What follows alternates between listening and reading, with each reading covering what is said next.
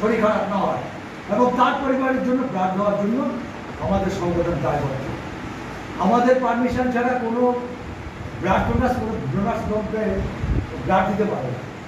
আমরা তারিখ মেনটেন করি যে বছরে 4 মাস, যে 3 মাস কমপ্লিট হবে তাকে আমরা কল করে দেবো, ঠিক আছে? এইভাবে আমরা সংগঠন চালাই। আমরা কোনো পেশেন্ট পার্টির থেকে 1 কাপ চাও আমরা সুদূর কলকাতার থেকে এসেছি। বিজয়গড় এমার্জেন্সি মেডিকেল সোসাইটির সদস্যরা এখানে এসেছি।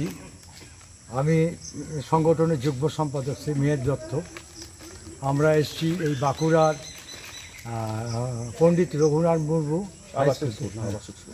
আবাসিক হাই স্কুল। তা আমরা স্কুলে গত বছরে এসেছিলাম। মাননীয় প্রধান শিক্ষক মহাশয়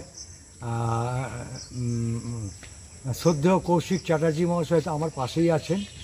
ওনার অনুপ্রেরণায় আমরা অনুপ্রাণিত হয়ে এই বছর আবার এসেছি। গত বছর আমরা এসেছিলাম ওই জ্যোৎস্না কিস্কু নামে একটি মেয়েকে সামান্য কটি টাকা, 20,000 টাকা, বর্তমান সমাজ ব্যবস্থা কিছুই না।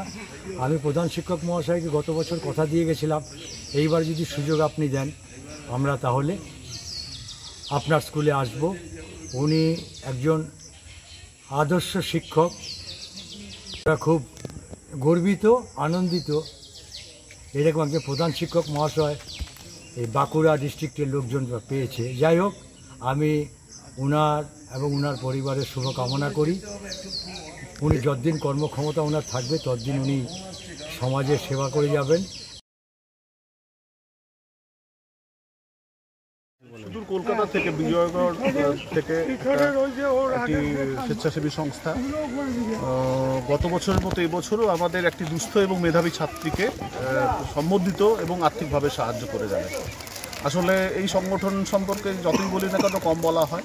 সুদূর কলকাতা থেকে একটি আদিবাসী মেয়েকে এলাকার সাংবাদিকদের সাথে যোগাযোগ রেখে এই এলাকায় কোন মেয়েটি বা কোন বাচ্চাটি সত্যিকারের দুস্থ এবং তাকে অর্থ দিলে তার পড়াশোনার কাজে লাগাতে পারে, এই ভাবনা চিন্তা থেকে উদ্বুদ্ধ হয়ে বিজয়গড় থেকে তারা এসেছেন এবং আমাদের একটি ছাত্রীকে অন্যান্য ছাত্রীদের সামনে, ছাত্রছাত্রীদের সামনে পুরস্কৃত করলেন, অর্থ পুরস্কৃত করলেন।